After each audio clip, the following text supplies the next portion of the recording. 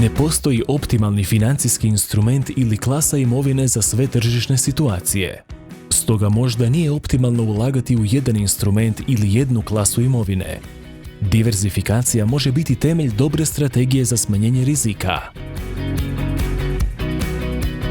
Diverzifikacija znači ulaganje u dva ili više financijska instrumenta s različitim karakteristikama u smislu klasa imovine, izdavatelja, tržišta ili valuta.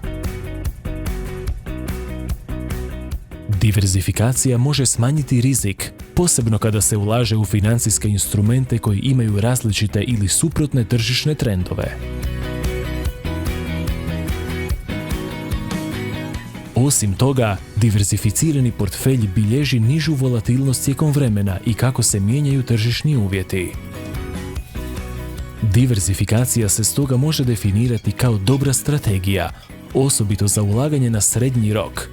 Omogućuje smanjenje rizika ulaganjem u instrumente i klase imovine koji imaju suprotne tržišne trendove.